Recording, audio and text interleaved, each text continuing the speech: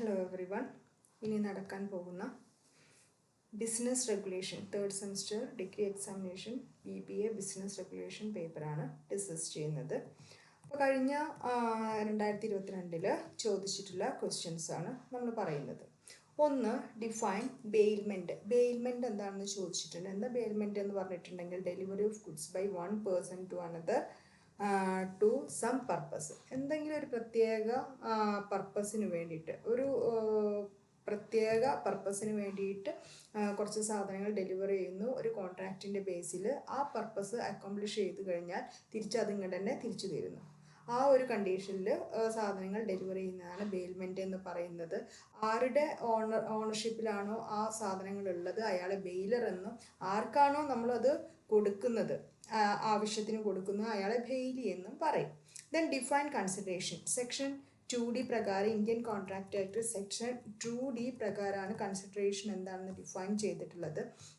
മെനറ്റ് the desire of the promisor. Promisor എന്ന് പറഞ്ഞാൽ ആരാണോ വാക്ക് കൊടുക്കുന്ന ആൾ, അയാളുടെ ആഗ്രഹപ്രകാരം promisee or any other person has done. പ്രോമിസിയോ മറ്റു വ്യക്തിയോ എന്ത് ചെയ്യണം, എന്തെങ്കിലും ചെയ്യാമെന്നോ എന്തെങ്കിലും ചെയ്യില്ല എന്നോ എന്തെങ്കിലും ചെയ്തിരിക്കാമെന്നോ എന്നൊക്കെ പറഞ്ഞിട്ട് ഒരു ഇത് കൊടുക്കുന്നതാണ് എന്ത് പറയുന്നത്, കൺസിഡറേഷൻ എന്ന് പറയുന്നത്. അങ്ങനെയുള്ള ആക്ട് ഒബ്സ്റ്റിനൻസ് അല്ലെങ്കിൽ പ്രോമിസിന് നമുക്ക് എന്ത് പറയാം, കൺസിഡറേഷൻ ഫോർ ദ പ്രോമിസ് എന്ന് പറയാം. Then what is an executory contract. Executory contract എന്ന് പറഞ്ഞാൽ രണ്ട് പാർട്ടികൾ തമ്മിലുള്ള കോൺട്രാക്റ്റ്, പക്ഷെ അതിലെ ടേംസ് എന്ത് ചെയ്തിട്ടില്ല, ഫുൾഫിൽ ചെയ്തിട്ടില്ല, പിന്നീട് ഫുൾഫിൽ ചെയ്യും. അങ്ങനെയുള്ള കോൺട്രാക്റ്റിനെ നമുക്ക് എന്ത് പറയാം, എക്സിക്യൂട്ടറി കോൺട്രാക്റ്റ് എന്ന് പറയാം. Then what is cross offer. രണ്ട് പാർട്ടീസ്, ഇപ്പോൾ ഒരു വ്യക്തി വേറൊരു വ്യക്തിക്ക് നടത്തുന്ന ഒരു ഓഫർ, അതേ ഓഫർ തന്നെ തിരിച്ച് ഇങ്ങോട്ട് തന്നെ കൊടുത്തിട്ടുണ്ടെങ്കിൽ അതിനെയാണ് എന്ത് പറയുന്നത്, ഐഡൻറ്റിക്കൽ. അതേ സെയിം ഓഫർ തന്നെ ഇങ്ങോട്ട് തന്നെ കൊടുക്കുകയാണെങ്കിൽ, നമ്മളൊരു കാര്യം അങ്ങോട്ട് പറയുന്നു, ഒരു സാധനം ഞാൻ അങ്ങോട്ട് വിൽക്കാം എന്ന് പറഞ്ഞിട്ട് ഒരു പെർട്ടിക്കുലർ പ്രൊഡക്റ്റ് സെയിം കാര്യം ഇങ്ങോട്ട് തന്നെ ആവശ്യപ്പെടുകയാണെങ്കിൽ അത് ഐഡൻറ്റിക്കലായിട്ട് മാറും. അങ്ങനെയുള്ള ഓഫേഴ്സിനെയാണ് ഇത് പറയുന്നത് ക്രോസ് ഓഫേഴ്സ് എന്ന് പറയുന്നത്. What is privity of contract. Privity of contract എന്ന് പറഞ്ഞാൽ a person who is not a party to the contract. അയാൾ കോൺട്രാക്റ്റിലെ പാർട്ടിയല്ല, പക്ഷേ സോ കനോട്ട് ക്ലെയിം റൈറ്റ്സ്. അപ്പോൾ അയാൾക്ക് എന്ത് ചെയ്യാൻ പറ്റില്ല, അതിൽ ക്ലെയിമിന് വേണ്ടിയിട്ട് അവകാശപ്പെടാനുള്ള റൈറ്റ്സ് ഇല്ല, even though the contract is for his benefit. അപ്പോൾ അങ്ങനെയുള്ള വ്യക്തികളെയാണ് എന്ത് പറയുന്നത്, സ്ട്രേഞ്ചർ ടു കോൺട്രാക്റ്റ് അല്ലെങ്കിൽ പ്രിവിറ്റി ഓഫ് കോൺട്രാക്റ്റ് എന്ന് പറയുന്നത്. വെയ്വർ എന്ന് പറഞ്ഞിട്ടുണ്ടെങ്കിൽ എന്താണ്, deliberate abandonment or give up of a right which a party is entitled to under a contract. ഒരു വ്യക്തിക്ക് ഒരു കോൺട്രാക്റ്റ് പ്രകാരം കിട്ടിയിട്ടുള്ള റൈറ്റ് അയാൾ ഒഴിവാക്കുകയാണെങ്കിൽ, വേണ്ടാന്ന് വയ്ക്കുകയാണെങ്കിൽ അതാണ് വെയ്വർ എന്ന് പറയുന്നത്. ഡെലിബറേറ്റ് ആയിട്ട് ചെയ്യുകയാണെങ്കിൽ, ഉദാഹരണത്തിൽ എക്സ് എന്ത് ചെയ്തിട്ടുള്ളത്, ഒരു paint promises to paint a picture for വൈക്ക് ഒരു പിക്ചർ പെയിൻറ്റ് ചെയ്ത് കൊടുക്കാമെന്ന് പറഞ്ഞു. പിന്നീട് എന്ത് ചെയ്തു, Y orders X not to paint it. പിന്നീട് എന്ത് ചെയ്തു, വൈനോട് ഓർഡർ ചെയ്തു എക്സ് എന്താണ് ഇനി അത് ചെയ്യേണ്ട എന്നുള്ളത്. അപ്പോൾ എക്സിന് എന്ത് ചെയ്യേണ്ട ആവശ്യമില്ല, ഇനി ആ സംഭവം ചെയ്യേണ്ട ആവശ്യമില്ല, അതായത് ആ പ്രോമിസ് പെർഫോം ചെയ്യേണ്ട ആവശ്യമില്ല, അദ്ദേഹം അത് നിന്ന് ഒഴിവായിരിക്കുന്നു. Deliberate abandonment or give up of a right. Then list out the people who are incompetent to contract. ആരൊക്കെയാണ് കോൺട്രാക്റ്റിൽ incompetent, minor, persons of unsound mind, then person disqualified by any law to which he is subject. അല്ലേ, ഇത്രയും ആളുകളാണ് എന്ത് ചെയ്തിട്ടുള്ളത് section 11 പ്രകാരം ഇൻകോമ്പിറ്റൻ്റ് to contract എന്ന് പറയുന്നത്. Then what is meant by duress. നമ്മുടെ ഇവിടെ കൊയേർഷൻ എന്ന് പറയുന്ന പോലത്തെ ഒരു ടേമാണ് ഡ്യൂറസ്. ഇംഗ്ലീഷ് ലോയിൽ അതിനെ ഡ്യൂറസ് എന്ന് പറയുന്നു. Actual or threaten violence over the person of another. അല്ലേ, ഒരു വ്യക്തിയെ നമ്മൾ എന്ത് ചെയ്യുക, മനഃപൂർവ്വം ഭീഷണിപ്പെടുത്തിയിട്ട് അയാളെ വൈഫിനെ അയാളുടെ കുട്ടികളൊക്കെ ഭീഷണിപ്പെടുത്തിയിട്ട് ഒരു എഗ്രിമെൻറ്റിലേക്ക് കൊണ്ടുവരികയാണെങ്കിൽ അതാണ് ഡ്യൂറസ് എന്ന് പറയുന്നത്. നമ്മുടെ നാട്ടിൽ അതിനെ എന്ത് പറയും, കൊയേർഷൻ എന്ന് പറയും. What is wagering agreement. Wagering agreement എന്ന് പറഞ്ഞിട്ടുണ്ടെങ്കിൽ by which money payable is by one person to another on the happening or non-happening of a future or uncertain event, ഭാവിയിൽ നടക്കുന്ന നമുക്ക് ഉറപ്പില്ലാത്ത ഒരു കാര്യത്തിൻ്റെ മേൽ അത് സംഭവിക്കുകയാണെങ്കിൽ അല്ലെങ്കിൽ സംഭവിക്കാതിരിക്കുകയാണെങ്കിൽ ക്യാഷ് തരാമെന്ന് പറഞ്ഞുകൊണ്ട് നടക്കുന്ന ഒരു എഗ്രിമെൻ്റാണ് വേജർ എന്ന് പറയുന്നത്. ദെൻ വേജർ എന്ന് പറഞ്ഞാൽ ബെറ്റ് അല്ലേ, ബെറ്റ് വയ്ക്കുക, പന്തയം വയ്ക്കുക എന്നൊക്കെ പറയും. Then what do you mean by contingent contract? A contingent contract is a contract to do or not to do something of is some collateral if some event collateral to such event does or does not happen അല്ലേ. ഒരു ഇതുമായിട്ട് ബന്ധപ്പെട്ട ഒരു കോൺട്രാക്റ്റുമായി ബന്ധപ്പെട്ട എന്തെങ്കിലും സംഭവം നടക്കുകയാണെങ്കിൽ അല്ലെങ്കിൽ നടക്കാതിരിക്കുകയാണെങ്കിൽ എന്ത് ചെയ്യാം, നമുക്ക് ഇത് ചെയ്യാം എന്ന് പറഞ്ഞിട്ട് ഒരു കോൺട്രാക്റ്റ് ഏർപ്പെടുകയാണെങ്കിൽ അതിന് എന്ത് പറയാം, കണ്ടിജൻറ്റ് കോൺട്രാക്റ്റ് എന്ന് പറയാം. എല്ലാ ഇൻഷുറൻസ് കോൺട്രാക്റ്റുകളും കണ്ടിജൻറ്റ് കോൺട്രാക്റ്റുകളാണ്. നമുക്കറിയാം X promises to pay ₹25,000 if Y's house is burned. General insurance കോൺട്രാക്റ്റുകളൊക്കെ കേട്ടോ. അതായത് വൈയുടെ ഹൗസ് കത്തിപ്പോവുകയാണെങ്കിൽ എക്സ് എന്ത് ചെയ്തിരിക്കും, നിങ്ങൾക്ക് ₹25,000 തരാമെന്ന് പറഞ്ഞിരിക്കുന്നു. അപ്പോൾ കത്തിപ്പോവുകയാണെങ്കിൽ അപ്പോൾ performance of the contract depends on A future event. ഭാവിയിൽ അത് ആ വീട് നശിക്കുകയാണെങ്കിൽ അതിനെ ഡിപ്പെൻഡ് ചെയ്തിരിക്കും. ദെൻ അടുത്തത് വാട്ട് ഈസ് റിസെഷൻ. എന്താണ് റിസെഷൻ എന്ന് പറഞ്ഞിട്ടുണ്ടെങ്കിൽ, റിസെഷൻ എന്ന് പറഞ്ഞാൽ ക്യാൻസലേഷൻ ഓഫ് ദി കോൺട്രാക്റ്റ് ആണ്. ഒരു കോൺട്രാക്റ്റ് ക്യാൻസൽ ചെയ്യുന്നതിനെയാണ് ഇത് പറയുന്നത് റിസെഷൻ എന്ന് പറയുന്നത്. If the parties to a contract agrees to rescind it. ഉദാഹരണം A promises to supply 1000 cycle to B on a certain date. A ഒരു 1000 സൈക്കിൾ ബിക്ക് ഭാവിയിൽ ഒരു ഡേറ്റിൽ സപ്ലൈ ചെയ്യാമെന്ന് പറഞ്ഞു. പക്ഷേ ആക്ച്വൽ ഡേറ്റ് എത്തുന്നതിൻ്റെ മുന്നേ ഇവർ തമ്മിലൊരു എഗ്രിമെൻ്റായി ഇനി എന്ത് ചെയ്യണ്ട, ആ സൈക്കിള് വിതരണം ചെയ്യേണ്ട, മറ്റേ ആൾക്കും താല്പര്യമില്ല. അപ്പോൾ അങ്ങനെയാണ് വെച്ചാൽ അതിനെ റിസെഷൻ എന്ന് പറയും. Then what is continuing guarantee. Continuing guarantee എന്ന് പറഞ്ഞിട്ടുണ്ടെങ്കിൽ ഒരു guarantee extends to a series of transaction. ഒന്നിലധികം ട്രാൻസാക്ഷന് വേണ്ടിയിട്ട് നമ്മൾ എക്സ്റ്റെൻഡ് ചെയ്യുകയാണെങ്കിൽ അതിനെ കണ്ടിന്യൂയിങ് ഗ്യാരണ്ടി എന്ന് പറയുന്നു. അത് ഒരുപാട് പീരീഡ്സിലോട്ട് അത് നിലനിൽക്കും എന്നുള്ളതാണ് കണ്ടിന്യൂയിങ് ഗ്യാരണ്ടിയുടെ പ്രത്യേകത എന്ന് പറയുന്നത്. Then what are unascertained goods. Unascertained goods എന്ന് പറഞ്ഞിട്ടുണ്ടെങ്കിൽ എന്താണ്, അൺഅസർട്ടൈൻഡ് ഗുഡ്സ് എന്ന് goods which are not specifically identified. ഇത് കോൺട്രാക്റ്റിൽ ഏർപ്പെടുന്ന സമയത്ത് നമ്മൾ എന്ത് ചെയ്തിട്ടില്ല, ഗുഡ്സ് എന്താണെന്ന് സ്പെസിഫൈ ചെയ്തിട്ട് ഐഡൻറ്റിഫൈ ചെയ്തിട്ടില്ലെങ്കിൽ അങ്ങനെയുള്ള ഗുഡ്സുകളെ നമുക്ക് അൺഅസർട്ടൈൻഡ് ഗുഡ്സ് എന്ന് പറയാൻ പറ്റും. ദെൻ അടുത്തത് ഹൂ ഈസ് ഷുവർട്ടി. സെക്ഷൻ 126 പ്രകാരമാണ് കോൺട്രാക്റ്റ് ഓഫ് ഗ്യാരണ്ടി എന്ന് പറഞ്ഞിട്ടുണ്ടെങ്കിൽ ഒരു perform the promise or discharge liability of A third person in case. അതായത് ഒരു വ്യക്തിയുടെ ലയബിലിറ്റി അത് ഞാൻ ചെയ്തോളാം എന്ന് പറഞ്ഞിട്ടുള്ള ഒരു ഗ്യാരണ്ടി കൊടുക്കുകയാണ്, അയാൾ എന്തെങ്കിലും ഡീഫോൾട്ട് വരുത്തുകയാണെങ്കിൽ. അപ്പോൾ ആരാണോ അങ്ങനെ ഒരു ഗ്യാരണ്ടി കൊടുക്കുന്നത് അയാളെ ഷുവർട്ടി അല്ലെങ്കിൽ ഗ്യാരണ്ടിയർ എന്ന് പറയും. ആർക്ക് വേണ്ടിയാണോ ഈ പരിപാടി ചെയ്യുന്നത് അതിനെ പ്രിൻസിപ്പൽ ഡെക്ടർ എന്ന് പറയും. അപ്പോൾ ഒരു വ്യക്തി ബാങ്കിലൊക്കെ നമ്മൾ ലോൺ എടുക്കാൻ വേണ്ടിയിട്ട് ജാമ്യം നിൽക്കുമല്ലോ. അപ്പോൾ ബാങ്കിൽ ആരാണോ ലോൺ എടുക്കുന്നത് അയാൾ പ്രിൻസിപ്പൽ ഡെക്ടർ ആയിരിക്കും. ആ പ്രിൻസിപ്പൽ ഡെക്ടർ ക്യാഷ് അടച്ചിട്ടില്ല വെച്ചാൽ നമ്മൾ എന്ത് ചെയ്തേണ്ടി വരും, ജാമ്യം നിൽക്കുന്ന ആൾ തിരിച്ച് കൊടുക്കേണ്ടി വരും. അയാളാണ് എന്ത് പറയുന്നത്, ഷുവർട്ടി എന്ന് പറയുന്നത്. മറ്റേ വ്യക്തി എന്ത് പറയാം, ക്രെഡിറ്റർ, ആരാണോ ക്യാഷ് പ്രൊവൈഡ് ചെയ്യുന്നത് എന്നുള്ളത്. Who is a public authority under the right to information act. Right to information act പ്രകാരം പബ്ലിക് അതോറിറ്റി എന്ന് പറഞ്ഞിട്ടുണ്ടെങ്കിൽ any authority or body of institution of self government established. അത് ഏതെങ്കിലും ഒരു ബോഡി ഓഫ് ഇൻസ്റ്റിറ്റ്യൂഷൻ ആയിരിക്കാം.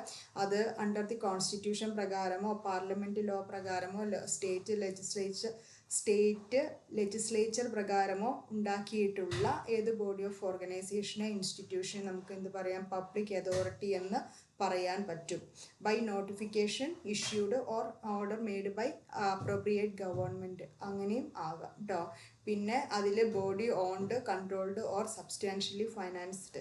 ഒരു സ്വന്തമായിട്ടുള്ളൊരു ബോഡി ആയിരിക്കും, അതിന് സ്വന്തമായിട്ട് അധികാരം കാര്യങ്ങളൊക്കെ ഉണ്ടായിരിക്കും. അല്ലെങ്കിൽ നോൺ ഗവൺമെൻറ് ഓർഗനൈസേഷനും ആയിരിക്കാം, അതിന് ആ ഫണ്ട് കാര്യങ്ങളൊക്കെ ഉണ്ടായിരിക്കുകയും ചെയ്യും. ദെൻ അടുത്തത് പാർട്ട് ബി ആണ്. പാർട്ട് എയിൽ ചോദിച്ചിട്ടുള്ള ക്വസ്റ്റ്യൻസൊക്കെ ഇത്രയാണ് നമുക്ക് വന്നിട്ടുള്ളത്. ഇനി കോസി കോൺട്രാക്റ്റ് ആണ് ഫസ്റ്റ് പാർട്ട് ബിയിൽ ചോദിച്ചിട്ടുള്ള. കോസി കോൺട്രാക്റ്റ് എന്ന് പറഞ്ഞാൽ നിയമപ്രകാരം ഉണ്ടാകുന്ന ഒരു ഓബ്ലിഗേഷനാണ്. ആക്ച്വലി വ്യക്തികൾ തമ്മിൽ കോൺട്രാക്റ്റിൽ ഏർപ്പെട്ടിട്ടല്ല, നിയമപ്രകാരം ഉണ്ടാകുന്ന ഒരു ഓബ്ലിഗേഷനാണ് എന്ത് പറയുന്നത്, കോസി കോൺട്രാക്ട്സ് എന്ന് പറയുന്നത്. ഈ കോസി കോൺട്രാക്ട്സ് ഇപ്പോൾ ഒരു എക്സ് എന്ന വ്യക്തി കുറച്ച് സാധനങ്ങൾ എന്ത് ചെയ്തു, എവിടെയെങ്കിലും വെച്ച് മറന്നു. അപ്പോൾ X forgotten his bag contain certain articles. വൈയുടെ ഷോപ്പിൽ വെച്ച് മറന്നു. അപ്പോൾ വൈക്ക് എന്തുണ്ട്, ലീഗൽ ഓബ്ലിഗേഷൻ ഉണ്ട്, അത് എക്സിനെ കാണുമ്പോൾ അതങ്ങ് തിരിച്ച് കൊടുക്കുക എന്നുള്ളത്. അപ്പോൾ എക്സിന് അറിയാം അത് വൈയുടെ പ്രോപ്പർട്ടി ആണെന്ന്. അപ്പോൾ വൈക്ക് അത് തിരിച്ചു കൊടുക്കേണ്ട ഡ്യൂട്ടി ആർക്ക് വരുന്നു, വൈക്ക് ലീഗൽ ഓബ്ലിഗേഷൻ്റെ എക്സിൻ്റെ ഇത് തിരിച്ചു കൊടുക്കുക എന്നുള്ളത്. ദെൻ അടുത്തത് types of quasi contracts. Types of quasi contracts ഏതൊക്കെ സാഹചര്യത്തിലാണ് വരുന്നതെന്ന് വെച്ചാൽ, ഒന്ന് claims for necessary supplied, then reimbursement of payment made by interested person, obligation to pay for the benefits enjoyed, responsibility of finder of goods, money paid or things delivered by mistake or under coercion. Then briefly explain various implied condition mentioned under the Sale of Goods Act. അതിൽ implied conditions mention ചെയ്യാനാണ് പറഞ്ഞിട്ടുള്ളത്. Sale of goods ആക്റ്റിലുള്ള implied conditions mention ചെയ്യാനാണ്. ഇതിൽ sale of goods ആക്റ്റിൽ കണ്ടീഷൻസും വാറൻറ്റീസും express അല്ലെങ്കിൽ ഇംപ്ലൈഡ് ആയിരിക്കാം. സെയിൽസ് ഓഫ് ഗുഡ്സ് ആക്റ്റിൽ കണ്ടീഷൻസ് അല്ലെങ്കിൽ വാറൻറ്റീസ് എക്സ്പ്രസ് ആയിരിക്കാം അല്ലെങ്കിൽ ഇംപ്ലൈഡ് ആയിരിക്കാം. എക്സ്പ്രസ് കണ്ടീഷൻസ് എന്ന് പറഞ്ഞിട്ടുണ്ടെങ്കിൽ ക്ലിയർ വേർഡ്സിൽ എക്സ്പ്രസ് ചെയ്തിട്ടുള്ളതാണ് എക്സ്പ്രസ് കണ്ടീഷൻസ് എന്ന് പറയുന്നത്. ഇംപ്ലൈഡ് കണ്ടീഷൻസ് എന്ന് പറഞ്ഞിട്ടുണ്ടെങ്കിൽ ബൈ ലോ കസ്റ്റംസ് നമ്മൾ എന്ത് ചെയ്യേണ്ടി വരും, മനസ്സിലാക്കേണ്ടി വരുന്നതാണ്. ഇംപ്ലൈഡ് കണ്ടീഷൻസ് എന്ന് പറയുന്നത് അതിൽ conditions as to title, condition as to description, condition as to sample, condition in sale by sample as well as description, condition as to merchantability, condition as to quality അല്ലെങ്കിൽ fitness, condition as to wholesomeness. ഇതിനൊക്കെ കുറിച്ചിട്ടുള്ള എല്ലാം ഇതുമായിട്ട് ബന്ധപ്പെട്ട sale of goods ആക്റ്റുമായിട്ട് ബന്ധപ്പെട്ട conditions ആണ്.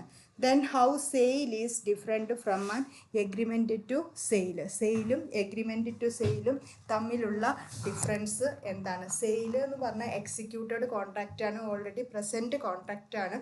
പക്ഷേ agreement to sale എന്ന് പറഞ്ഞാൽ എക്സിക്യൂട്ടറി ആണ്, ഇൻ ഫ്യൂച്ചർ അത് സംഭവിക്കുകയുള്ളൂ.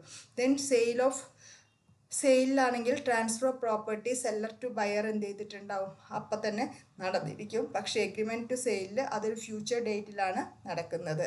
സെയിലിൽ the buyer becomes the owner of the goods. സെയിലിൽ ബയറാണ് എന്ത് ചെയ്യുന്നത്, ഓണർ ഓഫ് ദ ഗുഡ്സ് ആയിട്ട് അയാൾ മാറുകയും ചെയ്യും. പിന്നീട് ഉണ്ടാകുന്ന ലോസൊക്കെ ഇയാൾ സഹിക്കേണ്ടി വരും. എഗ്രിമെൻറ്റ് ടു സെല്ലിൽ നമ്മൾ എന്ത് ചെയ്യുന്നില്ല, ഓണർഷിപ്പ് നമ്മൾ ബയർക്ക് കൈമാറുന്നില്ല. So risk അയാളിലേക്ക് പോകുന്നുമില്ല. എല്ലാ കാര്യങ്ങളും റിസ്ക്കും ഗുഡ്സിൻ്റെ പൊസഷനും കാര്യങ്ങളും എല്ലാം എവിടെ തന്നെയാണ് നിൽക്കുന്നത്. Ownership does not pass to the buyer. Ownership കൈമാറുന്നില്ല. സോ അതിൻ്റെ റിസ്ക് ആരുടെ കൈകളിൽ തന്നെയാണ്, സെല്ലറുടെ കയ്യിലാണ്. ദെൻ സെയിലാണെങ്കിൽ subject matter can be only the existing and specific goods. ഒരു നിലനിൽക്കുന്ന ഇപ്പോൾ ഉള്ള ഒരു ഗുഡ്സിനെ കുറിച്ച് തന്നെയാണ് സെയിൽ നടക്കുന്നത്. പക്ഷേ എഗ്രിമെൻറ്റ് ടു സെല്ലിൽ ഫ്യൂച്ചർ അല്ലെങ്കിൽ കണ്ടിജൻറ്റ് ഗുഡ്സ് സബ്ജക്റ്റ് ഗുഡ്സായിട്ട് വരാവുന്നതാണ്, സബ്ജക്റ്റ് മാറ്ററായിട്ട് വരാൻ പറ്റുന്നതാണ്. ഇനി ബ്രീച്ച് സംഭവിച്ചിട്ടുണ്ടെങ്കിൽ, എന്തെങ്കിലും ലംഘനങ്ങളൊക്കെ ഇതിൽ നടന്നിട്ടുണ്ടെങ്കിൽ ബ്രീച്ച് ബൈ ദ ബയർ, സെല്ലറിന് എന്ത് ചെയ്യാൻ പറ്റും, സ്യൂ ചെയ്യാൻ പറ്റും, കോടതി പോയിട്ട് കേസ് കൊടുക്കാൻ പറ്റും.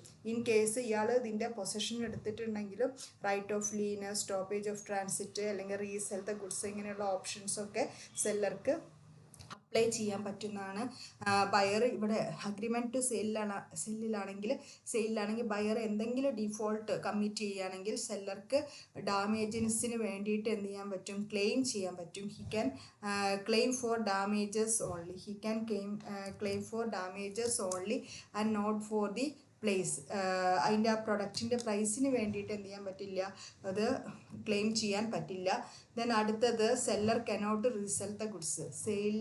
സെല്ലറിന് എന്ത് ചെയ്യാൻ പറ്റില്ല, റീസെൽ ചെയ്യാൻ പറ്റില്ല. ഇവിടെ എന്ത് ചെയ്യാൻ പറ്റും, റീസെൽ ചെയ്യാൻ പറ്റും എന്നുള്ളതാണ്. Buyer who takes the goods for consideration without notice of the prior agreement gets a good title. Then അടുത്തത് പറയാനുള്ള buyer being the owner of the goods, അദ്ദേഹത്തിന് എല്ലാ പ്രോപ്പർട്ടി റൈറ്റ്സും ഇദ്ദേഹത്തിന് കിട്ടുകയും ചെയ്യും. ദെൻ ഇവിടെയാണെങ്കിൽ ഇവിടെ ബയർക്ക് ഒരു പെർട്ടിക്കുലർ പേഴ്സണ് നേരെയുള്ള റൈറ്റ് മാത്രമാണ് കിട്ടുന്നത്. ഇനി എന്തെങ്കിലും ബ്രീച്ച് നടത്തുകയാണെങ്കിൽ സെല്ലർക്കെതിരെ ഡാമേജസിന് വേണ്ടിയിട്ട് ക്ലെയിം ചെയ്യാവുന്നതുമാണ്. ഇനി സെല്ലർ ഇവിടെ ഇപ്പോൾ സെയിലിൽ സെല്ലർ ഇൻസോൾവെൻ്റ് ആയിട്ട് മാറുകയാണെന്ന് വെച്ചാൽ ബയറിന് എന്ത് ചെയ്യാൻ പറ്റും, ആ ഗുഡ്സ് റിക്കവർ ചെയ്യാനുള്ള നടപടികളിലേക്ക് മൂവ് ചെയ്യാൻ പറ്റും. ഇനി എഗ്രിമെൻറ്റ് ടു സെയിലാണെങ്കിൽ സെല്ലർ ഓൾറെഡി എഗ്രിമെൻറ്റ് ടു സെയിലാണെങ്കിൽ സെല്ലറിൽ എന്താണെന്ന് വെച്ചിട്ട് buyer already paid the price and buyer എന്ത് ചെയ്തിട്ടുണ്ട്, പ്രൈസ് പേ ചെയ്തിട്ടുണ്ട്. സെല്ലർ ഇൻസോൾവെൻ്റ് ആവുകയും ചെയ്തിട്ടുണ്ടെങ്കിൽ ബയർക്ക് എന്ത് ചെയ്യാൻ പറ്റും, ഒരു റേറ്റബിൾ ഡിവിഡൻഡ് അത് ക്ലെയിം ചെയ്യാൻ പറ്റും, ഗുഡ്സ് ക്ലെയിം ചെയ്യാൻ പറ്റില്ല. ഇത്രയും കാര്യങ്ങളുണ്ട്. Explain the circumstances under which object and consideration is unlawful. ഏതെല്ലാം സാഹചര്യങ്ങളിലാണ് നമ്മുടെ ഒരു കോൺട്രാക്റ്റിൻ്റെ ഒബ്ജക്ട്സും അതേപോലെ കൺസിഡറേഷനും അൺലോഫുൾ ആവുന്നത്. ഒന്ന്, it is forbidden by the law and it defeats the provisions of the law. It is fraudulent. It involves implied injury to the person or property of another and it is immoral and if it is opposed to public policy. ഇനി കോൺട്രാക്റ്റും എഗ്രിമെൻറ്റും തമ്മിലുള്ള വ്യത്യാസമാണ്. Contract എല്ലാ പ്രോമിസും എന്താണ്, പരസ്പരം promises to forming for each other, set of promise or every promise or set of promises forming for each other.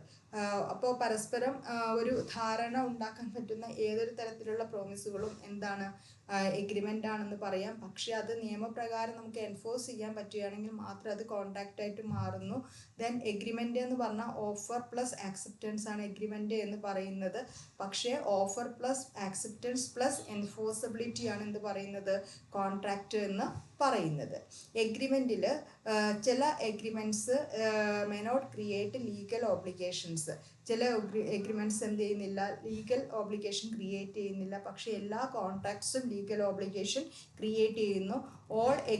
An agreement is not always concluded or a binding contract. പക്ഷേ ഇവിടെ എന്ത് ചെയ്യാൻ പറ്റും, ഇത് കൺക്ലൂഡ് ചെയ്യാൻ പറ്റും. Concerned parties അതിൽ involve ആയി മാറുകയും ചെയ്യും. Then all agreements are not contracts. എല്ലാ എഗ്രിമെൻറ്റ്സും എന്തല്ല, കോൺട്രാക്ട്സ് എല്ലാ. കാരണം എന്താണെന്ന് വെച്ചിട്ടുണ്ടെങ്കിൽ അതിന് ഒരു വാലിഡ് കോൺട്രാക്റ്റിൻ്റെ എല്ലാ എസെൻഷ്യൽ എലമെൻറ്റ്സും ഇല്ല എന്നുള്ളതാണ്. പക്ഷേ എല്ലാ കോൺട്രാക്ട്സും in contract all contracts are agreement. എല്ലാ കോൺട്രാക്ട്സും എന്താണ്, എഗ്രിമെൻറ്റ് ആണ്. All agreements are not contracts. Then അടുത്തത് പറയാനുള്ളത് what are the classification of contract according to performance. Performance base ചെയ്തിട്ട് രണ്ട് തരത്തിലുള്ളതാണുള്ളത്, എക്സിക്യൂട്ടഡ്, എക്സിക്യൂട്ടറി. എക്സിക്യൂട്ടഡ് എന്ന് പറഞ്ഞിട്ടുണ്ടെങ്കിൽ ഓൾറെഡി പെർഫോം ചെയ്ത് കഴിഞ്ഞു. എക്സിക്യൂട്ടറി എന്ന് പറഞ്ഞാൽ ഭാവിയിൽ പെർഫോം ചെയ്യും.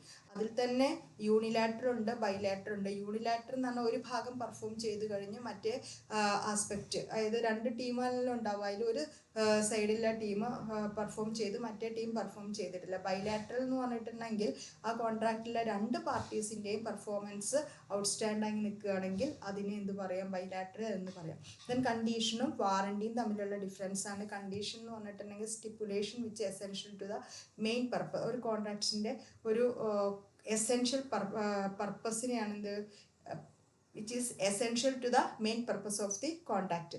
ഇത് വാറണ്ടി എന്ന് പറഞ്ഞാൽ കൊളാട്രലാണ്. ഒന്ന് എസെൻഷ്യൽ ഫാക്ടറാണ്, മറ്റേത് കൊളാട്രലാണ്. അതിൻ്റെ ഒപ്പം ഇതാണ്. Then essential to contract of sale and its non performance may be consider as failure to perform. അപ്പോൾ ഈ കണ്ടീഷൻസ് എന്ന് പറഞ്ഞിട്ടുണ്ടെങ്കിൽ ഇതിൻ്റെ കോൺട്രാക്റ്റിൻ്റെ കൂടെ ഉള്ളതാണ്. അപ്പോൾ ഇത് നോൺ പെർഫോം ചെയ്തിട്ടുണ്ടെങ്കിൽ ഇതെന്താ ചെയ്യുക വെച്ചാൽ അത് കോൺട്രാക്റ്റ് ഫെയിലിയർ ആയിട്ട് കാണിക്കും.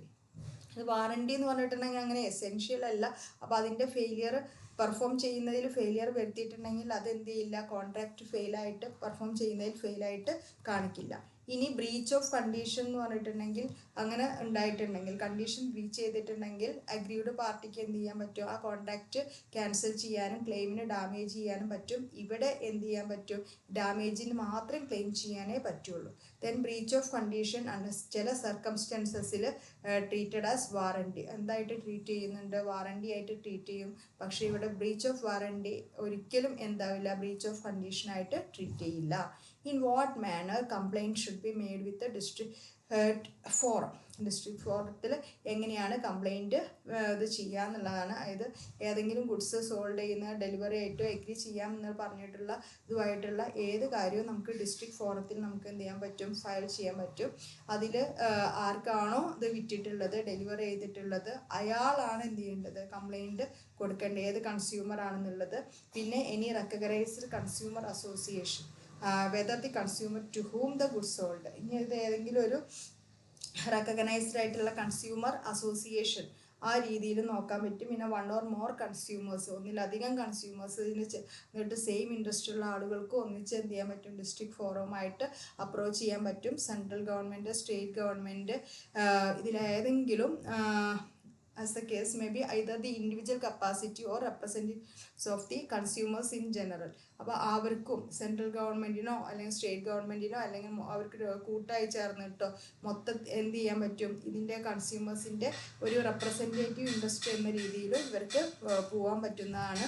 Then every complaint filed under subsection 1 പ്രകാരമാണ് കംപ്ലൈൻറ്റ് ഫയൽ ചെയ്യുന്നത്. കംപ്ലൈൻറ്റ് ഇത് ചെയ്തിട്ടുണ്ടെങ്കിൽ ഡിസ്ട്രിക്ട് ഫോറം എന്ത് ചെയ്യും, ആ കംപ്ലൈൻറ്റിനെ കുറിച്ചിട്ടുള്ള കാര്യങ്ങൾ പ്രൊസീഡ് ചെയ്യാൻ പോകുന്നു. കംപ്ലൈൻറ്റ് പ്രൊസീഡ് ചെയ്തിട്ട് അണ്ടർ സബ്സെക്ഷൻ 3 പ്രകാരം എന്ത് ചെയ്യുന്നു, ആക്ട് പ്രകാരമുള്ള നടപടികളും എടുക്കുന്നു. ഇനി എസ് എ പാർട്ടാണ്. Part C, answer any 2 questions. What is meant by contract of indemnity, അതിൻ്റെ ഫീച്ചേഴ്സ് ചോദിച്ചിട്ടുണ്ട്. അതിൻ്റെ റൈറ്റ്സുകൾ, ഇൻഡെംനിറ്റി ഹോൾഡറുടെയും ഇൻഡെംനിഫയറുടെയും ഇത്. അപ്പോൾ എന്താണ് കോൺട്രാക്ട് ഓഫ് ഇൻഡെംനിറ്റി നമ്മൾ എഴുതി വയ്ക്കുന്നു. ദെൻ അടുത്തത് അതിൻ്റെ നേച്ചേഴ്സ്, എക്സ്പ്രസ് ആണ്, കോമ്പൻസേഷൻ ഓഫ് ലോസ്, ഇങ്ങനെയുള്ള കാര്യങ്ങൾ. Then essentials of valid contract, ഒരു വാലിഡ് കോൺട്രാക്റ്റിൻ്റെ എല്ലാ കാര്യങ്ങളും ഏതിനുണ്ട്, ഇൻഡെംനിറ്റി കോൺട്രാക്റ്റിലും ഉണ്ട്. പിന്നെ അതേപോലെ റൈറ്റ്സ് ഓഫ് ഇൻഡെംനിറ്റി ഹോൾഡർ എന്തൊക്കെയാണ്, ഇൻഡെംനിറ്റി ഹോൾഡർ അല്ലെങ്കിൽ ഇൻഡെംനിഫൈഡിൻ്റെ ഇതെന്തൊക്കെയാണെന്നുള്ളത്. Right to recover damage, right to recover cost points ഉണ്ട് കേട്ടോ. Then right to recover sum paid, ഇങ്ങനെയുള്ള കാര്യങ്ങൾ. ഇനി റൈറ്റ്സ് ഓഫ് ഇൻഡെംനിഫയർക്ക് എന്തെല്ലാം തരത്തിലുള്ള റൈറ്റ്സ് ആണ് ഉള്ളത് എന്നുള്ളതാണ് അടുത്തത് ചോദിച്ചിട്ടുള്ളത്. അതിൽ റൈറ്റ് ടു സബ്രോഗേഷൻ ഉണ്ട്, പിന്നെ റൈറ്റ് ടു ഫയൽ സ്യൂട്ട് ഉണ്ട്, റൈറ്റ് ടു ഇക്വിറ്റീസ് ഉണ്ട്, റൈറ്റ് ടു റെഫ്യൂസ് ഇൻഡെംനിറ്റി, ഇങ്ങനെയുള്ള കാര്യങ്ങൾ. Then what are the various kinds of damages, explain the rules regarding damages, ഡാമേജുമായിട്ട്. അപ്പോൾ ഏതൊക്കെയാണ് kinds, general or ordinary or compensatory damages ഉണ്ട്, special damage ഉണ്ട്, nominal damage ഉണ്ട്, exemplary or punitive or vindictive damage ഉണ്ട്. Then ഇതിൻ്റെ ഡാമേജുമായിട്ട് related ആയിട്ടുള്ള റൂൾസുകൾ ഇത്രയും കൊടുത്തിട്ടുണ്ട്. Then when is a seller of goods deemed to be unpaid seller, what are his rights against the goods and buyer personally. അപ്പോൾ എന്താണ് സെല്ലർ ഓഫ് ഗുഡ്സ് എന്ന് പറഞ്ഞിട്ടുണ്ടെങ്കിൽ ഇത് കൊടുക്കണം, അൺപെയ്ഡ് സെല്ലർ എന്നുള്ളതിൻ്റെ അർത്ഥം കാര്യങ്ങളൊക്കെ കൊടുക്കുക. അതിന് ശേഷം എന്താണ് അൺപെയ്ഡ് സെല്ലറിന് കൊടുത്തതിന് ശേഷം അൺപെയ്ഡ് സെല്ലറുടെ റൈറ്റ്സ് നോക്കുകയാണെങ്കിൽ rights of unpaid seller against the goods ഉണ്ട്. അതിൽ തന്നെ when the property in the goods has passed from the seller to the buyer, ഇതൊക്കെ ഇമ്പോർട്ടൻ്റ് ആണ് കേട്ടോ, വളരെ ഇമ്പോർട്ടൻ്റ് ആയിട്ട് സ്ഥിരമായിട്ട് ചോദിക്കുന്ന ക്വസ്റ്റ്യൻ ആണ്. പിന്നെ അടുത്തത് എന്ന് പറഞ്ഞാൽ when the property of the goods has not passed from the seller to the goods, അങ്ങനെ 2 കേസസിലും നമുക്ക് അതിൻ്റെ ഇത് എഴുതാണ്ട്. പിന്നെ rights of an unpaid seller against buyer personally, അതിൽ തന്നെയുള്ള കണ്ടീഷൻസും കാര്യങ്ങളും ഒക്കെ പഠിക്കുക. സോ ഇതിൽ ഇമ്പോർട്ടൻറ്റ് ടോപ്പിക്സ് കാര്യങ്ങളൊക്കെ എന്ത് ചെയ്തിരുന്നു, ഞാൻ ഓൾറെഡി ഒരു വീഡിയോ ഉണ്ടാക്കി വിട്ടിട്ടുണ്ടായിരുന്നു. നന്നായിട്ട് നോക്കുക, ശ്രദ്ധിക്കുക, ആവശ്യമായിട്ട് വേണ്ട എല്ലാ ടോപ്പിക്സും നല്ല രീതിയിൽ പഠിച്ചു പോവുക കേട്ടോ. ഇത്രയാണ് ഇന്നത്തെ ഈ വീഡിയോയിൽ ഡിസ്കസ് ചെയ്യുന്നത്. എല്ലാവരും നല്ല രീതിയിൽ എക്സാം എഴുതൂ. എല്ലാവർക്കും ബെസ്റ്റ് ഓഫ് ലക്ക്. ചാനലൊക്കെ സബ്സ്ക്രൈബ് ചെയ്യുക, നിങ്ങളുടെ കമൻസും കാര്യങ്ങളൊക്കെ രേഖപ്പെടുത്തുക. Thank you.